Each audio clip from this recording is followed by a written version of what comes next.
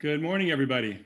See, we're all starting to be able to see your faces and your names. It's great to have you here. My name is Mike Scott. I'm the program director at Farm Table, and it's fun to have your videos on if you want to. It's fun to see faces, but you can always keep your video off, as you all know. We're here with Terry Kelzer on making hand-rolled pasta this morning. And it's always a delight to get to spend time with Terry. So happy to have you all with us. So our mission, as many of you know, is to build local food culture. And we do that through education and research and training. Our restaurant supports very local farmers. The majority of our food comes from within 40 miles of our restaurant from about 20 farmers. And Terry herself moved out to the Amory area back in the early 70s and really homesteaded essentially, and began to learn more and more about the place where she lived and the food that could grow there, whether it was animals or plants. And also taught for Head Start for over 20 years, and really has been a big part of Farm Table since we were founded. So good to have you here. Welcome to our pasta class, our homemade pasta using your hands more than a machine. I'm going to do everything by hand. We're going to do 9 types of pasta. And for the very last type of pasta, I'm going to use a machine just because I've had some conversations with people recently who have just got a machine and we're not exactly sure how to get it going. So I'm going to do the raviolis on here. Everything else we're going to make. We're just going to do it. I'm going to start with the flour that we use. Today I'm using this Heritage Sunrise flour that they use at Farm Table. And it's this is their pizza pasta. It's equivalent to double O flour. Otherwise, I often use this. Is also a double O flour, and this is Italian organic. The thing about flours, you can use all-purpose flour. You can use double O flour. You can use special flour for pasta, pizza flour. It's the thing to know is you're using kind of an all-purpose, which is a medium gluten flour, not necessarily a bread flour. With the thing to know about Italian flours, they come in 0001-2, and it doesn't have anything to do with the protein content. It has to do with how fine it is. And you will find the double O flour is just like talcum powder or such. It's very, very fine. Well, I first started taking classes back about 1980, and that was when I was working for Head Start at Cook and Baker, and what we did was we always wanted to involve kids in cooking. And it seems like every time you start kids with cooking, what is the first thing that people go to? They go to make cookies with kids. But we thought making pasta with kids was a much more nutritious way to get them interested in food. And so if you're making it along, this is the most traditional. You make a nice big well with your 3½ cups of flour. Basic recipe is flour and eggs. And I'm going to crack my eggs. 4 large eggs and 3 yolks. About using eggs, you can use just whole eggs. You can use just yolks. You can actually make your pasta with just whites if that was your thing. This, when you're doing your own, where did that go? So, okay. Okay. All right. So we have our yolks here. and eggs. Okay, and we're gonna mix them up a little bit. Basic ingredients, eggs and flour. Special considerations this time of year. You're gonna find your flour is more dry than any other time of the year. It takes more moisture. You'll want a little salt, and you can just sprinkle your salt in with your flour here and it will mix in. Actually, a lot of times I'm using a coarse salt, and so if you are, then I recommend mixing the salt in with the water that you might be using. You really should use at least a little bit of water, and your dough will tell you how much. I'm gonna put on this glove so I don't have to leave and wash my hands.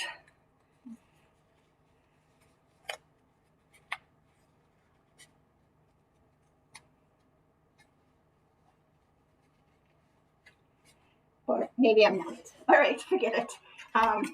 We can do this. All right, we're gonna put our eggs right into our well here.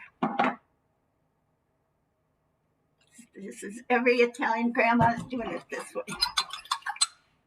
I might put a little of the salty water in and we'll see how much we need. Also, a little bit of olive oil, tablespoon or so. This just gives you a silkier dough. Basically, you can make this with just the eggs and the flour. Now, a fork is always suggested, and you just kind of bring your dough in a little bit at a time. Start mixing it. Now, every Italian grandma that I've watched making this is more comfortable with these. And I always find with a fork, I'm making it, I'm having a break in the dam, but if I use my fingers and I can feel it, and we're just gonna draw it in. There's one break.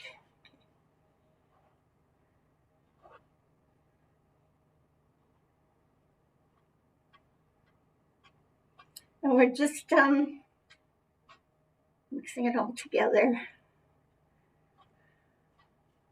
Should be sort of a labor of love here. When you're making pasta yourself, you're doing something special. It's not, it's more than just opening a box. It's like, it's love.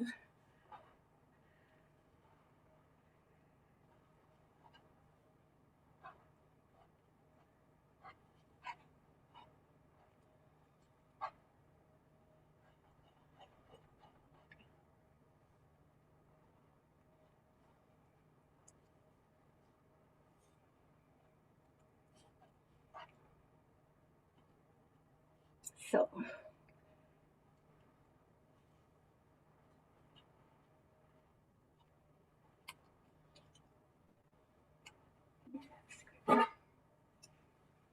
now you're getting a little bit more of a dough. We can start to bring in the flour as such.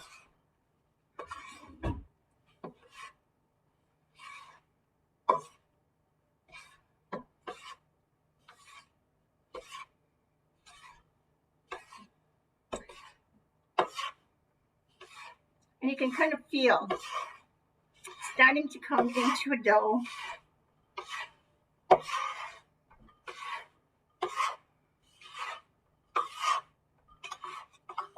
And you can start to kind of push it together.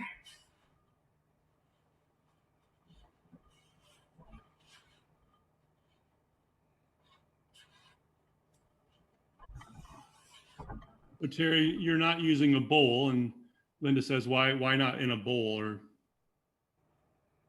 And very often I do use a bowl when I'm home alone, but I'm doing it the way that your Italian grandma would do it.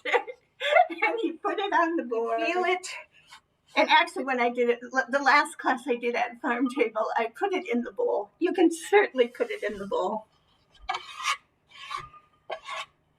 And is there any problem or issue with using a whole wheat bread flour for making pasta? It's harder, yes. It's a generally because it has the bran and it's a coarser flour no matter what, and it's going to, you can do it. It's double, the work to get it kneaded out correctly and smoothly. Also, I was going to say too, if you wanted to make a flavored pasta dough, a spinach pasta, what you would probably do is you would cook quickly, blend up your spinach, and that would be part of the water liquid. We're starting to get a dough here. So Terry, that's true of whatever flavoring you would put in. You would. Right. I've done it with carrots cooked and mashed up. Any vegetable, beets, anything colorful. Sometimes you just want to do something a little extra special, a little different.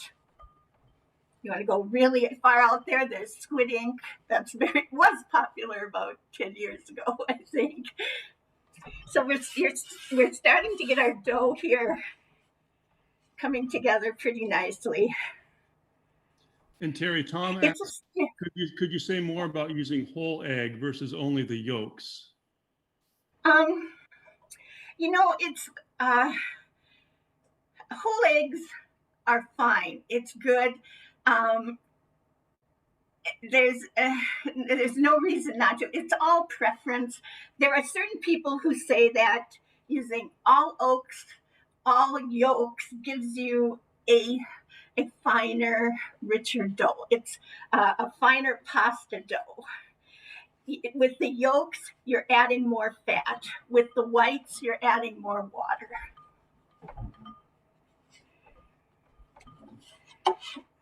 Clean this up pretty much. Now, I could use that cleaned off and back. And I'm going to somebody's here. So excuse for we have a little bit of clean here. Also, if you wanted to add herbs, you could add them at the same time, which is really nice. Like a basil pasta is a nice pasta, and you get a little flecks of basil, and that would go into your flour side.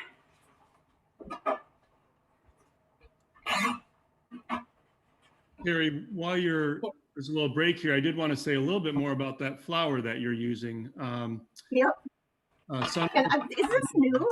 Because I hadn't seen the pizza flour there before. Sunrise Flour Mill is in North Branch, Minnesota, and we've had their proprietors teach sourdough classes in particular. It's heritage grain, so it's not hybridized grain that they mill there, and it's also organic.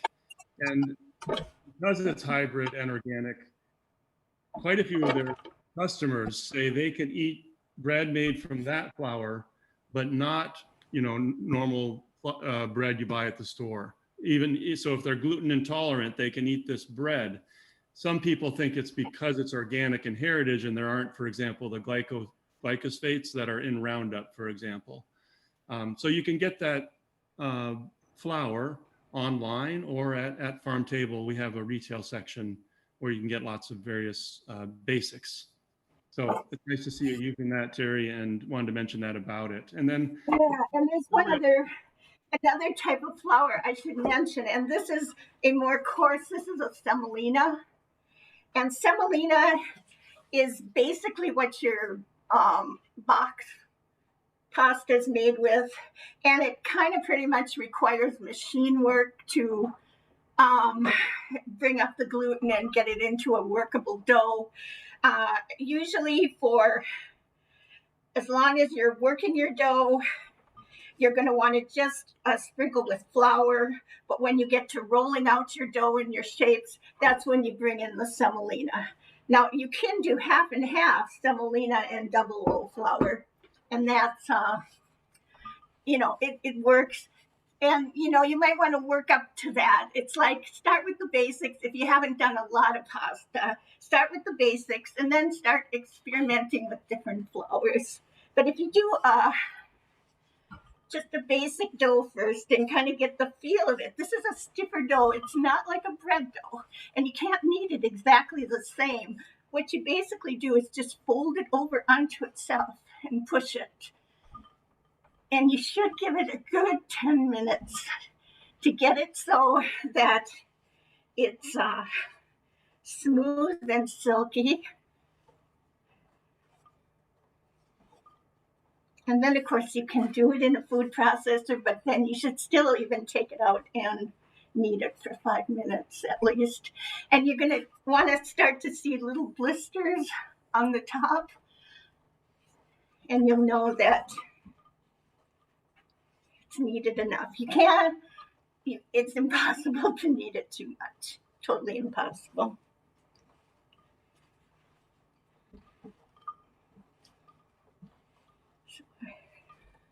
So now it's getting to feel a little bit silkier, smoother.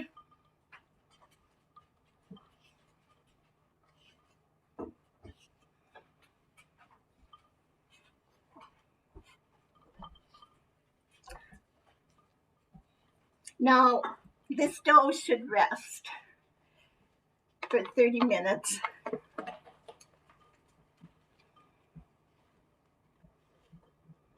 So I'm saying that this is not quite where I want it to be, but it's getting close. And then I would just cover it with a piece of plastic wrap, so we don't have to spend all the time. I already have one done.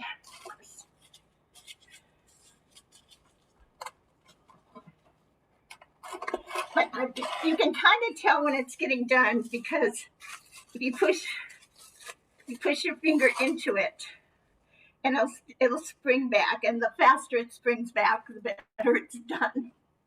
So you could use about a good 5 more minutes of work. And then we'll go on to so then this one has rested actually for an hour.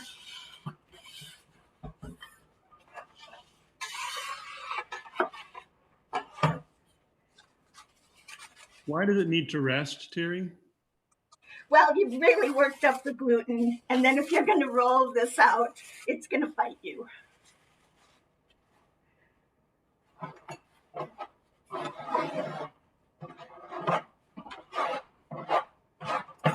Okay, now here's our rested dough, and we're going to cut it into pieces, more workable pieces. I'm going to keep these others covered while I work the main one. And we're going to start to roll our pasta now. And first you're going to want to kind of flatten it out.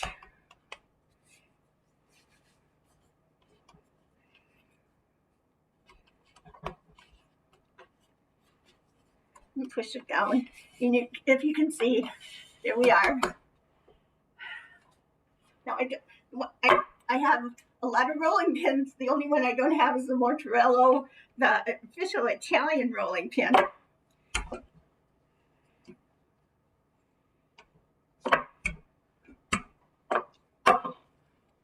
But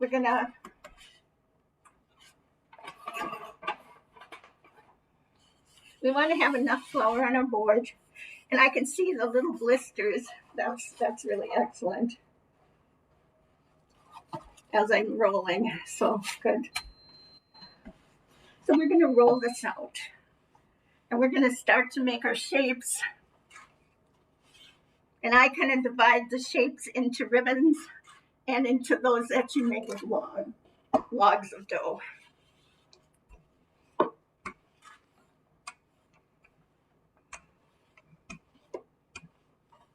I also, if you want to use a French pin too. That, because of the shape, that will take care of any thickness that's building up in the center, which is nice. And then you can pull and stretch. You kind of roll it up on your pin and stretch it, and bring it back, turn it, and then keep rolling.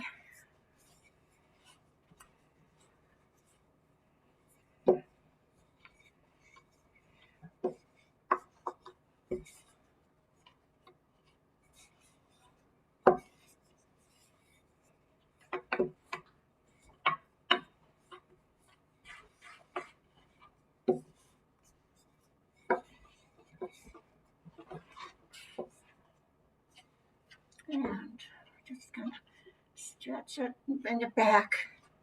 It's a great dough. It just feels good. And you can kind of stretch with your pin, roll it back. Make sure you're not sticking to the board. I use multiple pins. So you got those nice blistering going on there. That's awesome.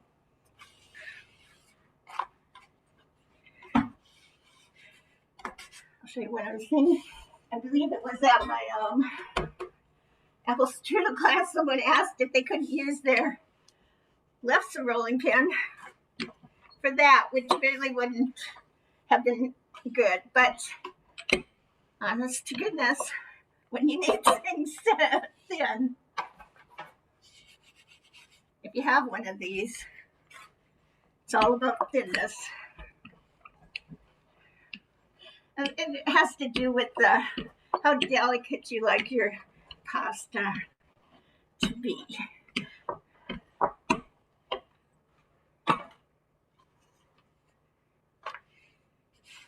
Now I'm starting to see the table through my pasta sheet here. Even when you think it's thin enough, then I always figure you got to keep going because it'll get thinner.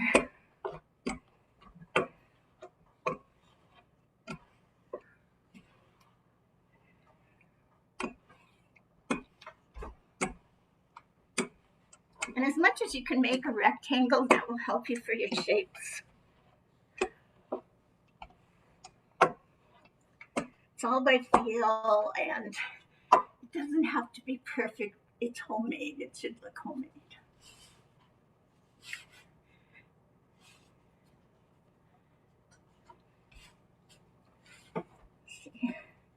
See, this might clean up any little thicknesses around my edges, and it does. I saw that Italians were kind of jealous that the French claimed to have invented this type of rolling pin, and they had to make it their own too.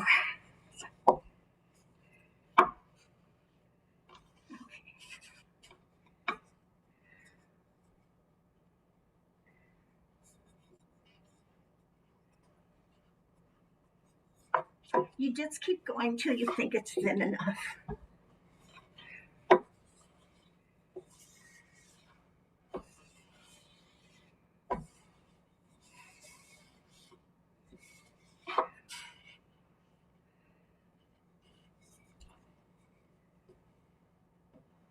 Okay.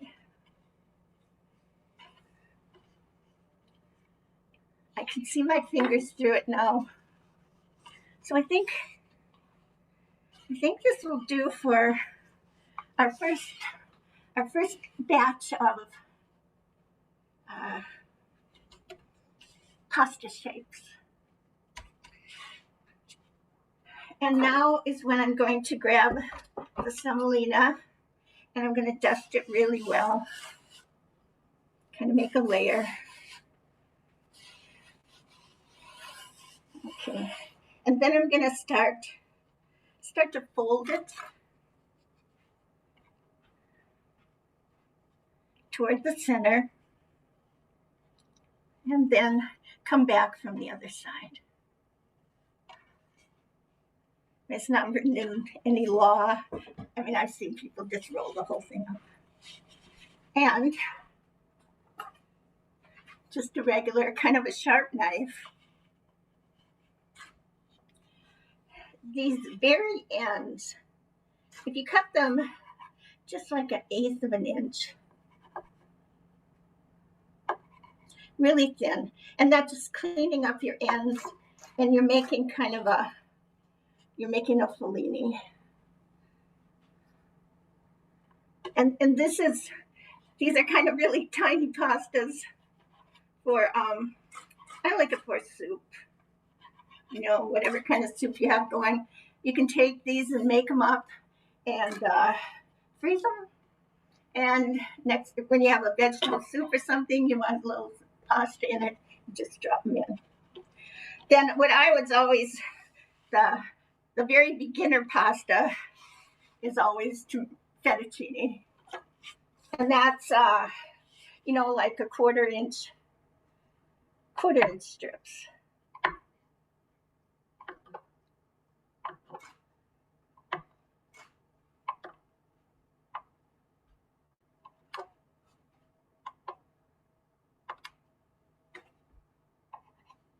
So it's the first pasta they teach you at pasta class.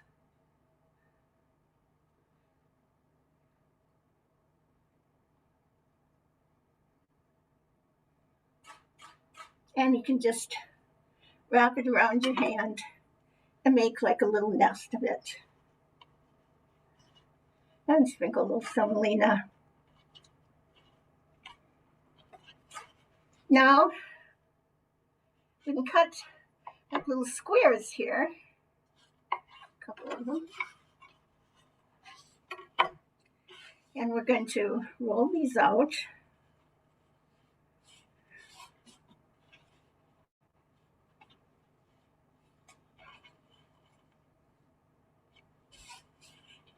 And then I'm going to cut like 2 inches. 2.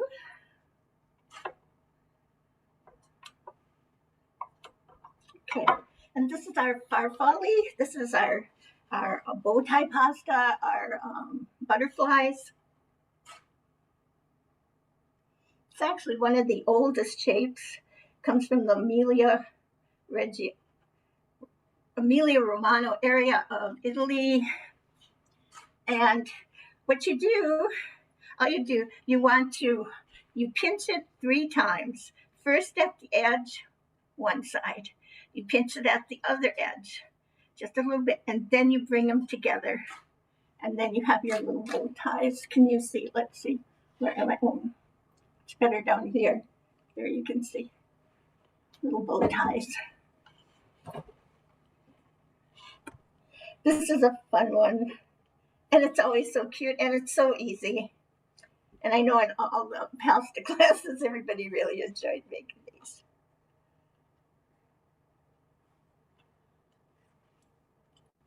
Carrie, we did have a question about if you wanted to make vegan, what would you substitute for the eggs? You can make pasta with just water, maybe an olive oil. It's much harder. It's a lot of work. I would call on my food processor. But it's, I mean, all the pasta you buy at the store basically is flour and water. And certain areas of Italy will make flour and water with a little olive oil.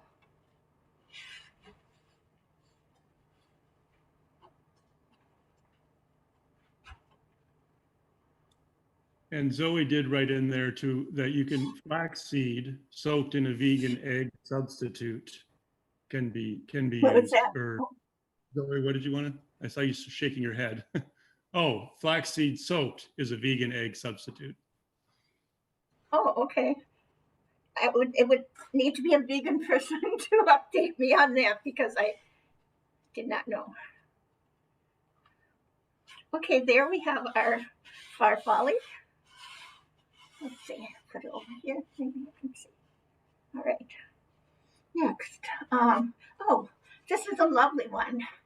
Strozzapreti.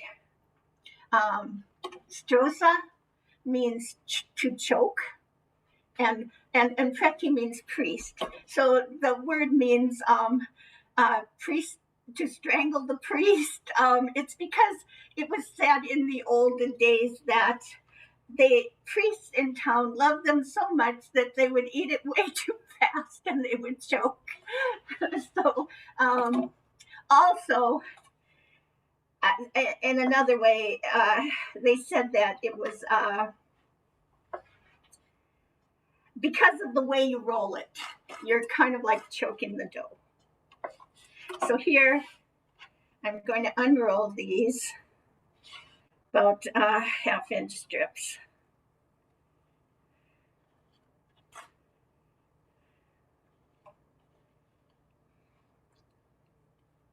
And these are always made by hand, always, always. And there's ladies that just sit at the table and make these all day.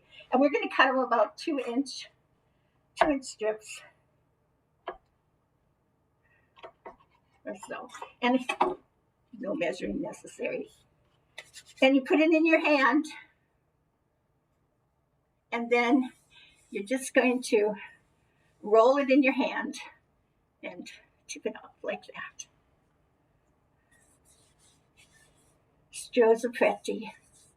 I got a note from my sister-in-law that this was her very favorite pasta in the world.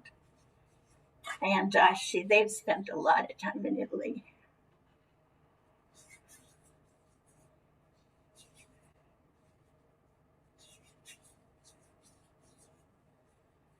So it's just different and cute. And they cook up wonderful. And generally, they're served with like a red sauce.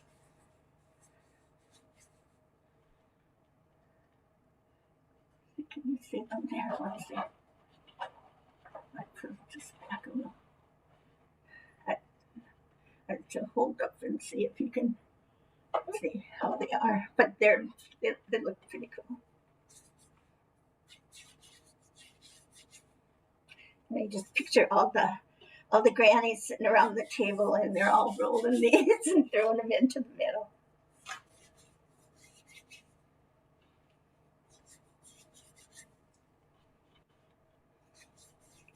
Terry, can you repeat the name of that pasta that you're making right now? Strozzapreti. Strozzapreti.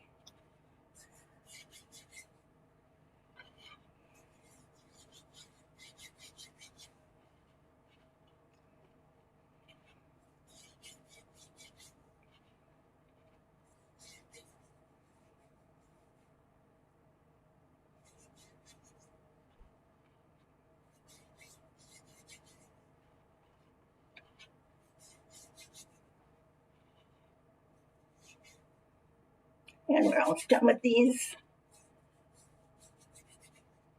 Do a double here. Okay.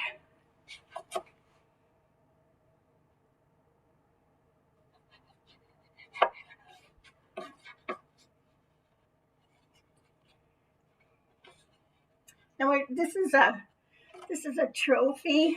It's called. And we're just gonna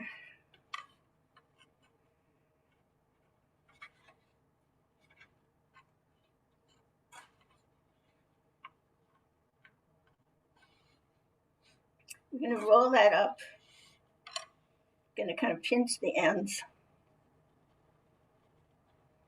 This is a shape that's always used in the springtime with pesto and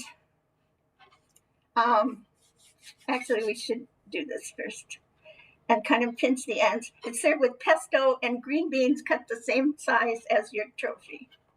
And that's the traditional way to have it.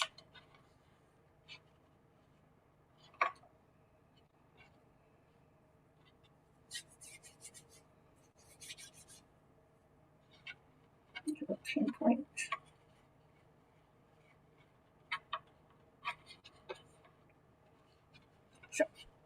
Excellent. Okay. Now I'm going to go to my logs. Terry, what were you, can you remind me, the trophy, you were using a little stick to wrap it around? Yeah, a little skewer. Yeah, and we'll be using this more.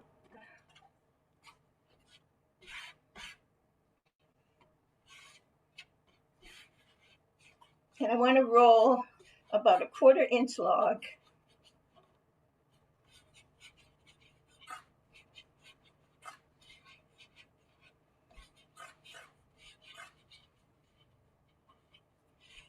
I found my board is slippery, so if it's too long, then I'm going to cut it in half.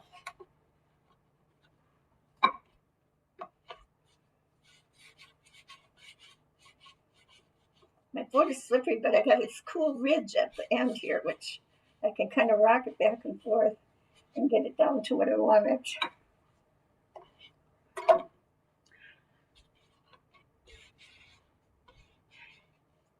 So we're going to go do the fusilli, which is going to, we're going to also do a stick with that. We've got about a 1/4, that's still about a 1/2 inch.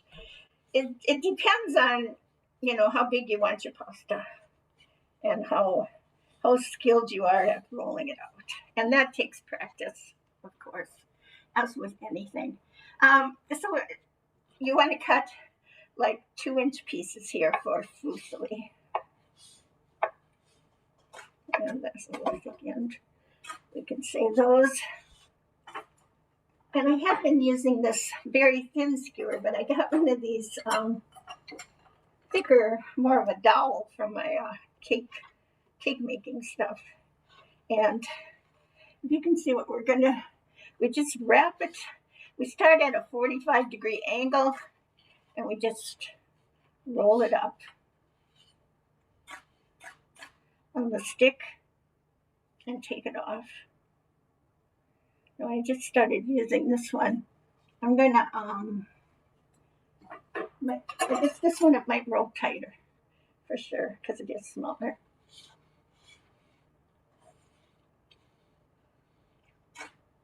There we go. And you can see that is our homemade fusilli.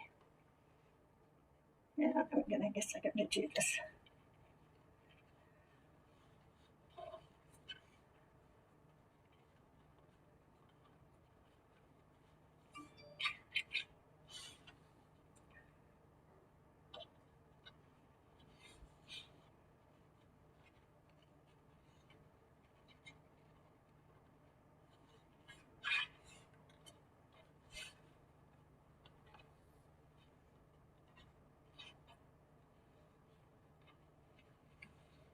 And it's just rolling it up.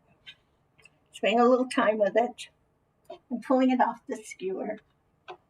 And the next, I'm going to do cavatellis, which are really popular in southern Italy. Legend says in the old days, a bride-to-be's future mother-in-law would come inspect the fingertips of her daughter-in-law to be sure they looked well used, so that she knew her way around pasta, the telltale signs that she would be a good cavatelli maker.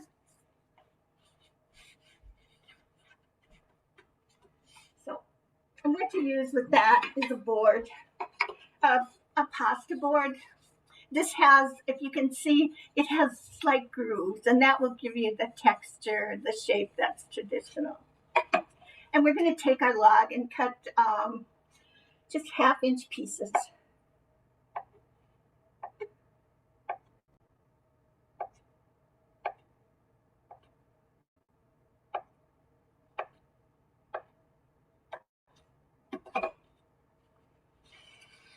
And then we take our board and our piece and we hold it with our thumb and we push it down. And there we have a cavatelli. If you can see. But we have the ridges, and then we have the little traditional opening on the end. And you just push it with your thumb. And actually, if you're very skilled, you can do this with a fork. It's nice to have the board. And honestly, I'm not exactly sure if this is my pasta board or if this is my, these are my paddles for my making butter. But it's the same thing, just a board with grooves on it.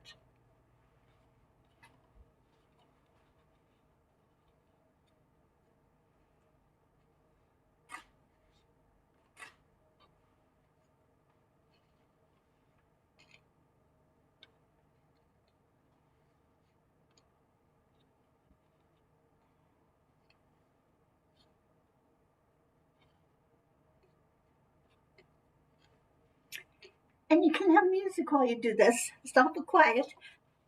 In my days with the kids, they knew I played Pavarotti for pizza and pasta days. We got Pavarotti on. Because it's nice to set yourself up and make yourself comfortable, and especially, in our COVID kitchens here, we're kind of by ourselves. So entertain yourself a little, make yourself comfortable, put on some nice music, and just kind of dig yourself in. This next one we're going to do is our orecchiette, one of my personal favorites. I love to make chicken soup with orecchiette. And it means little ears is the translation. And we're going to do half-inch pieces.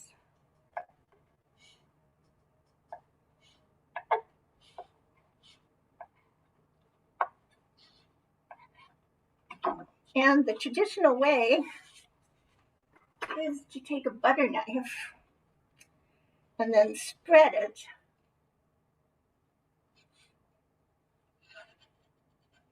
like so, and then put it back over your finger, and you make a cavatelli shape.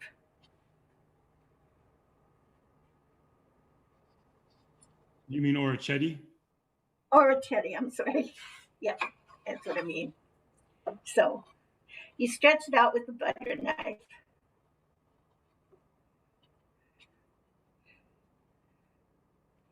And you kind of push it over your thumb.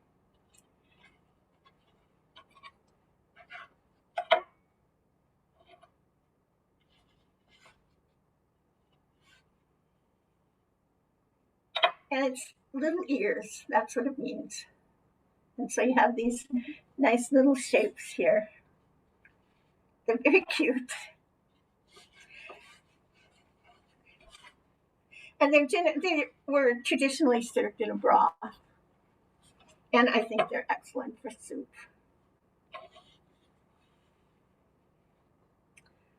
It doesn't take any special machinery, just a butter knife and your thumb, your finger.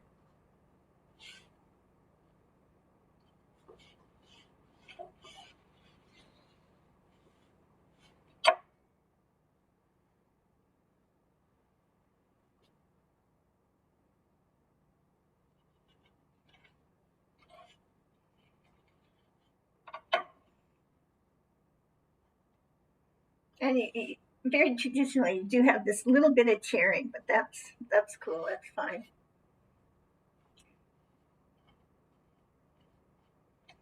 Okay, any questions on these shapes or shaping in general, or what you do with it now? Now, what we can do with any of these, is just drop them right into boiling water and put them on cook them up. They will cook faster than your store pasta, generally 2 to 3 minutes, except we get down to our thicker pastas.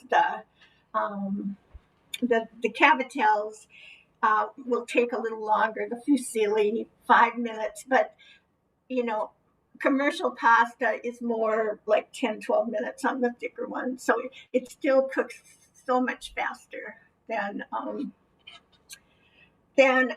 box pasta. And Terry, if you don't drop Okay. Terry, if you don't drop it in the boiling water right away, can you just talk about what else you would do with it? Exactly, yes. Now, okay, I made these and we're dinner tonight, maybe. What I could do is just, I could put them on a plate or a tray and wrap them and put them in the fridge. And when I'm ready to use them, they'll be ready to go. You could do that for a day if they're well wrapped.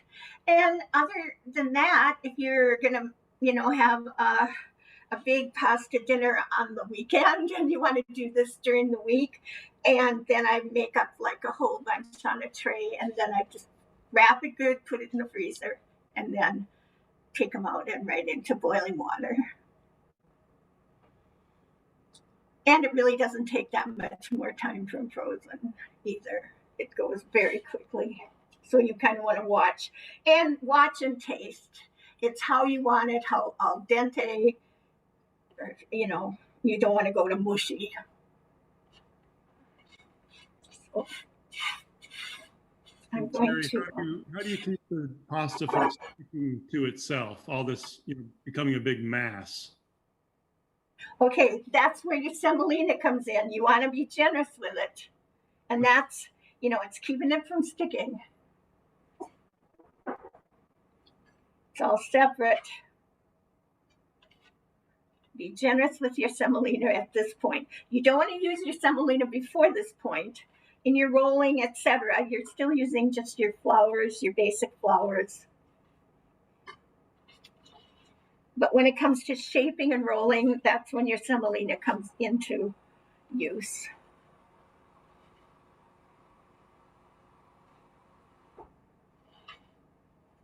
And if you do put it right into the boiling water, do the shapes ever do you lose the shape?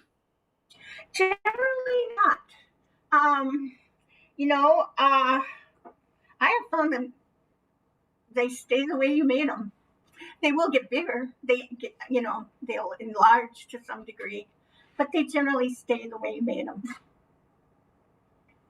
And it's very satisfying to see that, because you might worry. And, you think, are my butterflies going to all come apart? Some of them, of this particular pasta, a little bit, but really not so much. And then, of course, your fettuccine is always easy, simple, your basics. And the strozzapreti has been, it comes out just wonderful. And almost, I've never had any of those stick together at all. So I'm going to set this over here. And I'm going to do a little with a pasta machine. If you can, is that something that everyone can see now? Yeah, it looks if good. I step over here. Okay. And I'm going to take a piece of dough. And how many people are familiar with using a pasta machine? Are there newbies on pasta machines, or is this old school for a lot of people? What you want to do is shape your dough. This time you kind of want to shape an oblong and kind of pinch it down.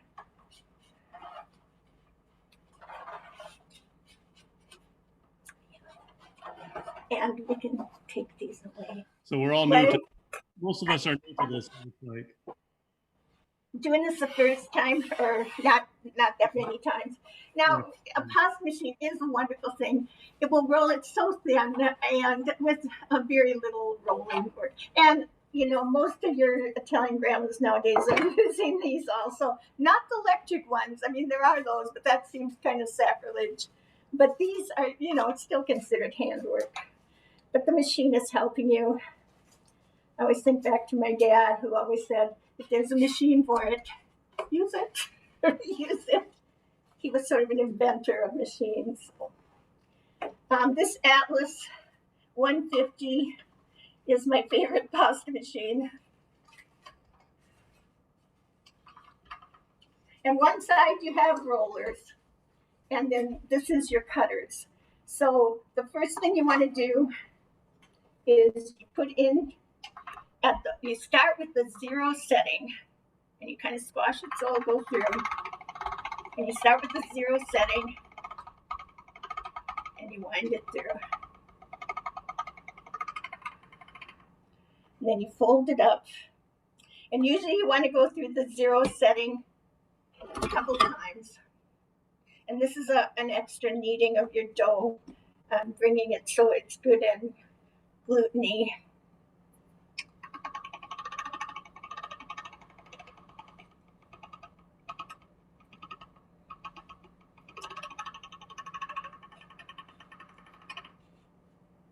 And as each roll, you just get some semolina on there. You don't want sticking. That's the worst thing that can happen in a pasta machine is for your dough to stick. Because you never wash a pasta machine, ever, ever, ever. You brush it off, you blow it off, you vacuum it off.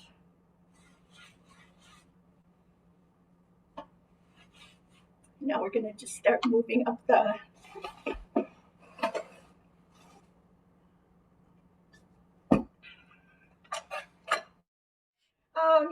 and so what I've done is I've just moved down the dial. Every time you run it through, the next time you move it to a bigger number. So here we were at 5, now I'm moving it till 6. And each time, just kind of stick it in, force it in at the beginning.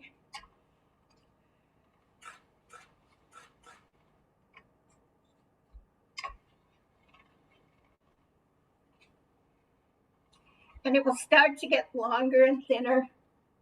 It's like transparent. And if it gets too long, then you just cut it.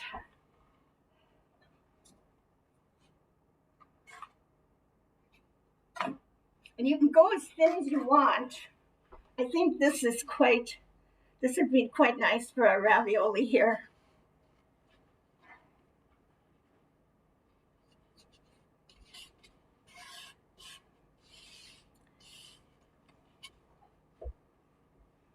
So what I've got here is 2 sheets. There's a bowl in the refrigerator of filling. Very traditional ravioli. It means like little packages. And the most traditional filling, and I did send the recipe, is a ricotta filling with we have some mozzarella, an egg, some parmesan. And what you want to do is you just want to make some, like so.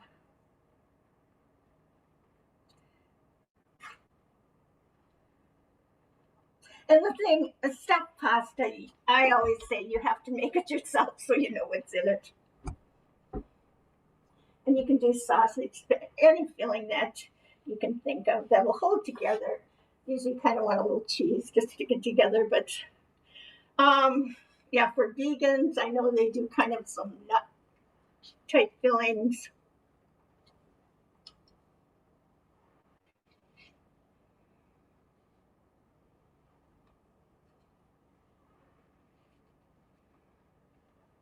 So then I saved a little of the white, some of the whites from the extra yolks I used, and just mix that up with a little bit of water. And this will be kind of our sticking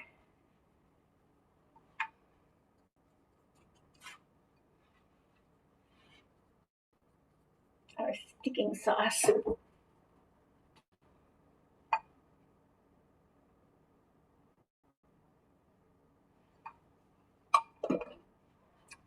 And then we're just going to put this one over the top. And we're going to kind of want to press out the air here.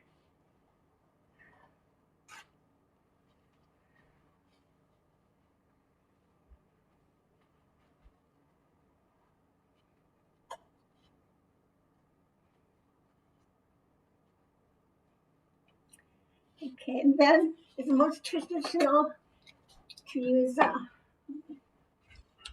it is. If you have like a pastry wheel, there are specific pasta wheels.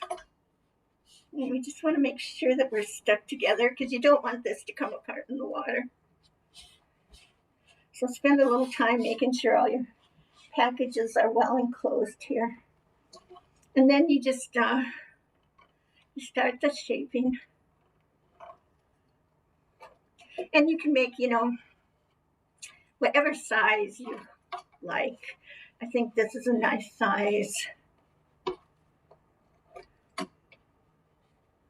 I know some restaurants will just give you one monster ravioli, and then some do the little tinies.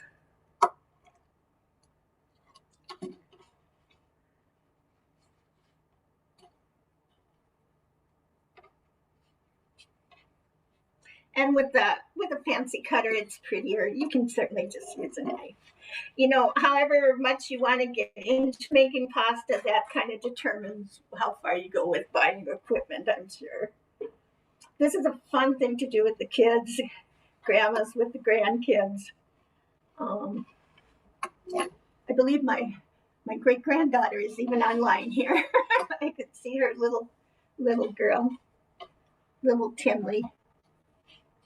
Maybe she'll be over making this with me one day.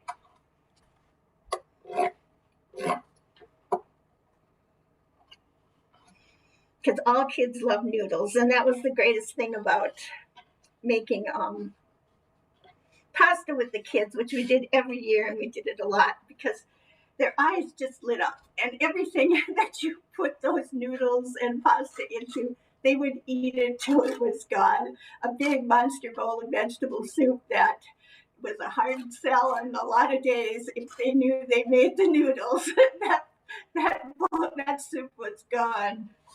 They just kept eating.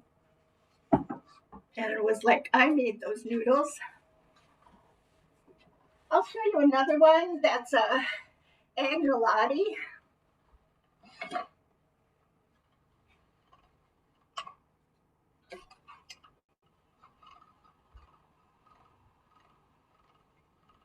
If I'm doing for a whole lot of people, a lot of times I'll do agnolotti. It goes a little faster. It's a smaller pasta than it's on the order of a ravioli, but it's smaller. So we just put little tiny pieces.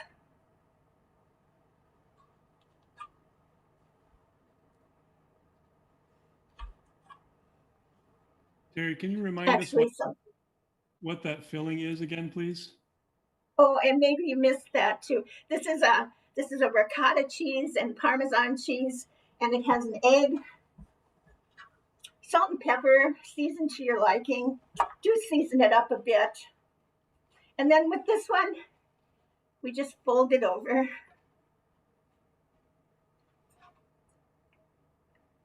You just fold it on itself like that. And then you just want to press it down. And you can make a lot of these pretty fast. When I'm doing a whole group, I will choose this one to make very often.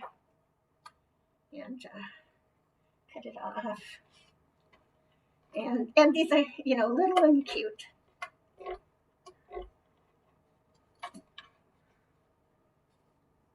And that's agnolotti.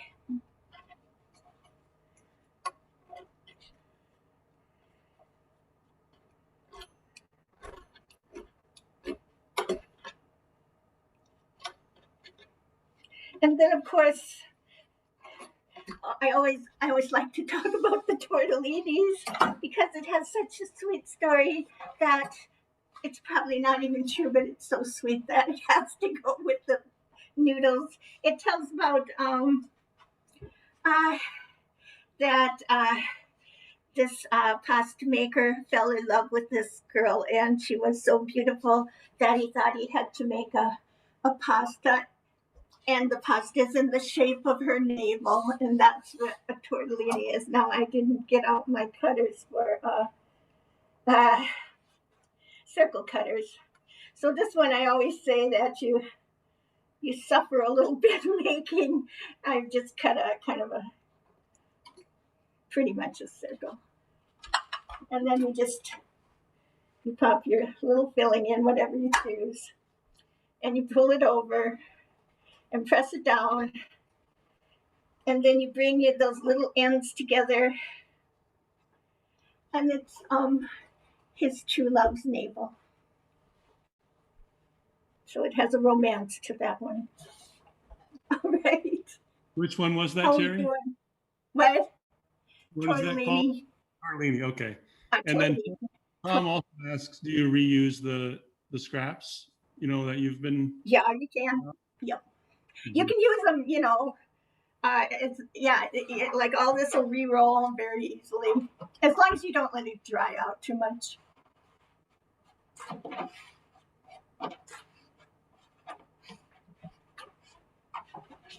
Any other questions about pasta filling or cooking or drying?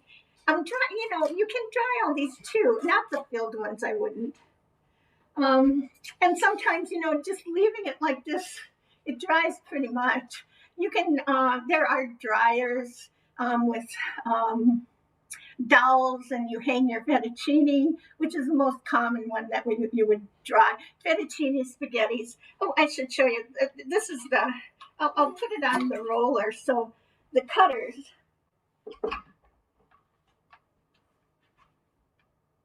There, thank you. The only trouble I have with this machine is that the handle will stick.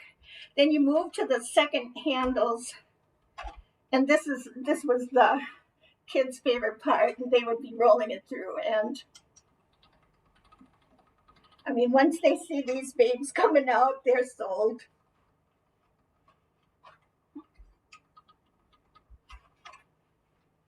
And I'm a little awkward here. It's not my usual position. But there we have wonderful fettuccine noodles very quickly. And the smaller one, this one has a fettuccine and a spaghetti cutter, which is smaller. If you're cutting spaghetti, it's a little trickier. You want to make sure that you leave your pasta sheet dry a little bit. And then one of my favorites to make is angel hair. And I like to get, for a couple of years, I was getting up early, like 3 o'clock in the morning on Christmas morning to make angel hair for our dinner. And I love that, just really thin. And there's a special attachment for angel hair, but you have to be careful to leave your dough dry to just pretty tacky and not soft. Otherwise it'll get stuck in the machine. So it's learning and practice. But if you truly love angel hair, it's so much better than what you get at the store. They even talk about the taste of like really good flour, that when you have packaged commercial pasta, it's basically a blank slate. You don't really think of it having flavors as such. But once you're using fresh eggs and good fresh flour, how important it is to have fresh flour, and that's something that a lot of people never think about. The flour I'm using today is dated that it was packaged at the end of November. This is really fresh flour. And I was listening, I was reading about people who were tasting pasta and not realizing that actually with really excellent flour, with really fresh, wonderful eggs, that the pasta actually had a taste by itself that was worth recognizing. And, tasting that. I was reading about a fellow who went to Stone Barns in New York, where many of the farm table people were fortunate enough to go, I think, this past summer, or the summer before last, where no COVID, and that they will often set up tastings from vegetables, fruits, milks, and they did tastings of pasta using all different kinds of wheat on the farm, from whole wheat to hard wheat, red wheat, spring wheat, winter wheat, and that the people could actually taste like the out of doors, the flowers, the like tasting honey or wine, that it actually had wonderful flavors, and that you really should pay attention to the flour you use, and you won't, you know, and then later that's when you realize what a difference it makes in flavor. Why go through this? A box on the shelf and the water in 2 minutes. But if you're kind of a foodie and you really care about how things go together and what your possibilities are, I think, look at the flour, pay attention, and taste it, and compare with different flour, and you'll find it's really interesting.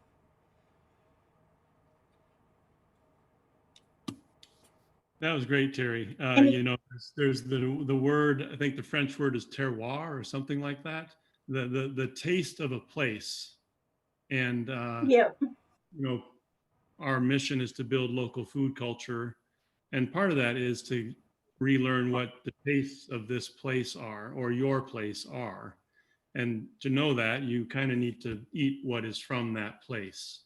And then there need to be artisans and farmers and others who are able to bring us those tastes. And then there's another question. I would just say a respect for all those different small products that you really didn't think of. You just think, okay, here's the recipe, here's the ingredients, put it in, I'll make a good sauce. But every little part of the meal, and often, when you make a dinner and people say, wow, I don't understand why that was so good. Or, the cook, the chef, the person that took a lot of time to source local, fresh products, it makes so much difference that you can really wow your people, that it's not just something ordinary.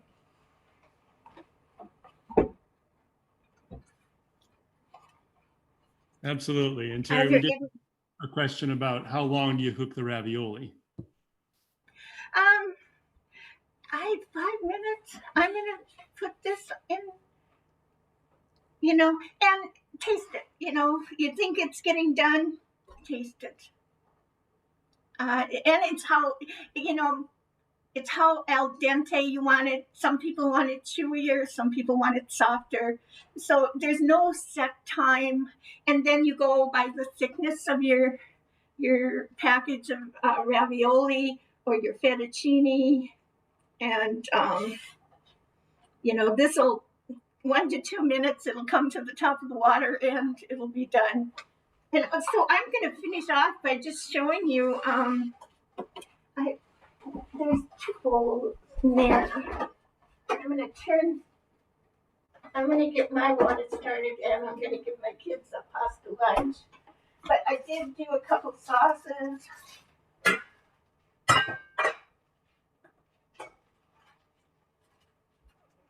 And I made kind of a pomodoro sauce here for our strozzapreti.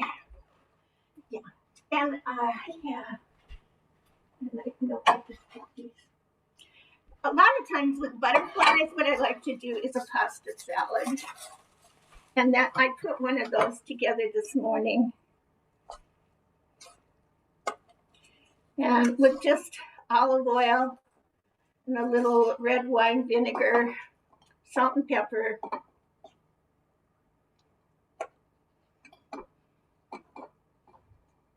And that is our, and yeah, the Parmesan is that. Yeah. I sprinkled Parmesan, and that's our pasta salad for our prison. Out cutting wood this morning. And then I have strozzapreti.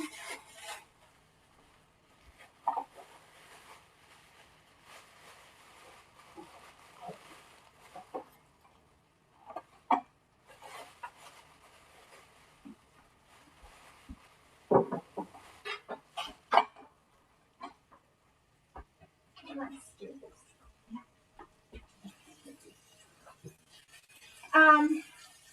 And so what I might do with my cold noodles is I might just dip it in, it's nice to have a spider. It's nice to be able to drop your noodles in, get them warm, and pull them out. And the nice thing about using a spider type of fare here is that you have some pasta water.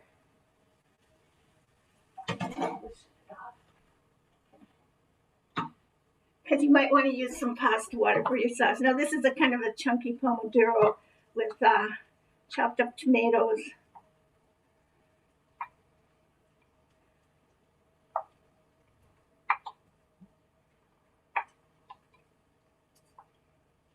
Okay, and then I'm gonna top that. Let's see, you can't see that, so I'm gonna pull my table back here a little bit. This is our strozzapreti. Now, Nubia is squaring our. I'm just doing a quick oil sauce here, and I just had some garlic in the pan.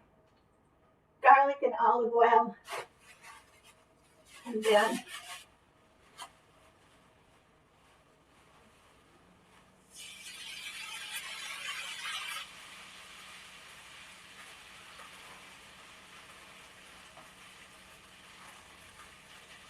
and here I'm just sauteing them up, and we just have some olive oil, fresh chopped garlic. And sometimes, if you want to thicken it a little, I just put just a sprinkle of flour, a little bit of pasta water that I saved out, sprinkle of parsley,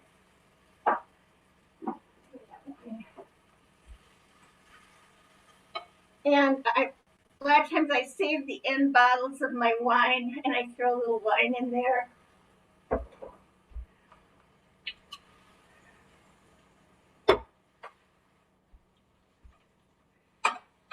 And this is our fettuccine.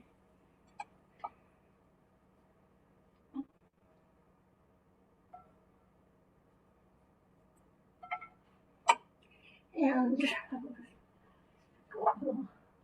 sometimes I'll sprinkle a little basil on that. Again, can't go wrong, Parmesan, Romano, whatever you like.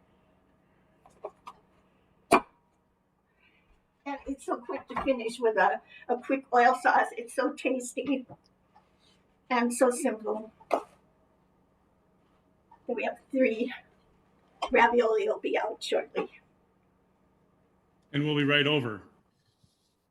Okay. Even though he's cutting wood, I don't know if he can eat all this. No, you probably wouldn't want to share that. He's probably really hungry. But Kim does have a question. When you freeze your pasta, is it better to freeze individually, I guess separated and then bag it then, or can you throw it all in a bag? Yeah. Well, it depends when you're going to use it. If I'm going to use it within the week, I'll just lay it out nicely on a sheet and freeze it like that. And then, say I didn't use it when I plan to, then yes, you could just put it together and gently into bags and keep it in the freezer a good couple of months.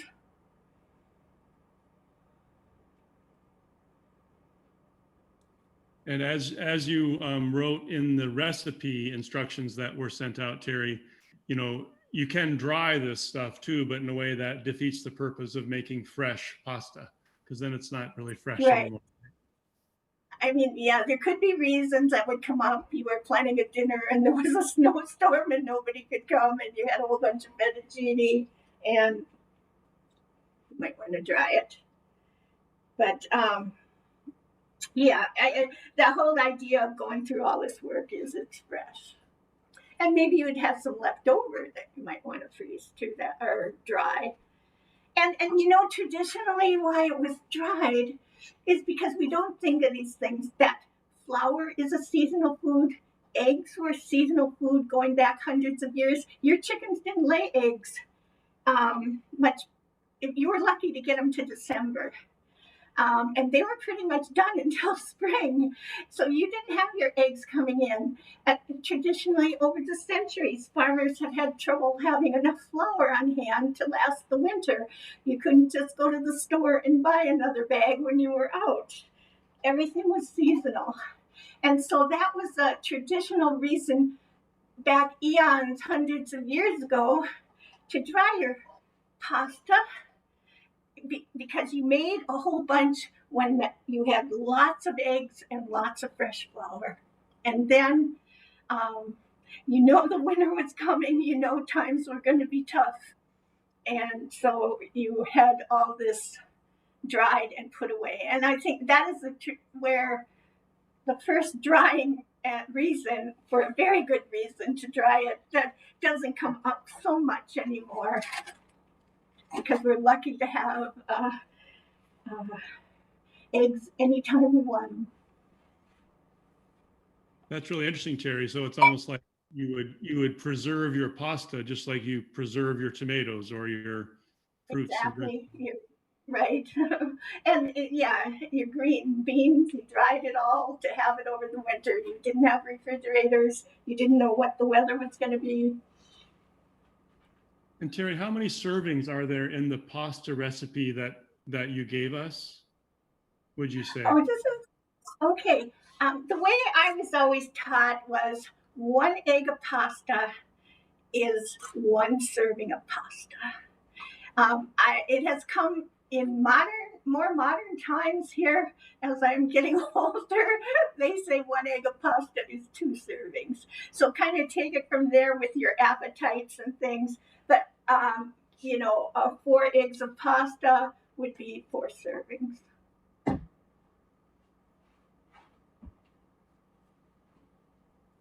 Great.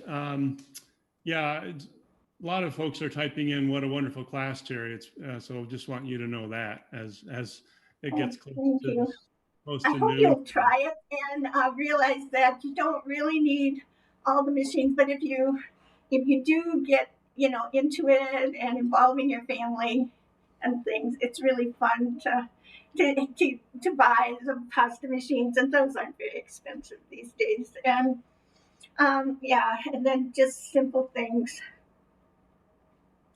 Wonderful. And yeah, Terry, some people are saying we can't wait to try it. We're trying it. We're going to make it tonight, and looking to create family memories. Yeah, send me your pictures of your wonderful pastas.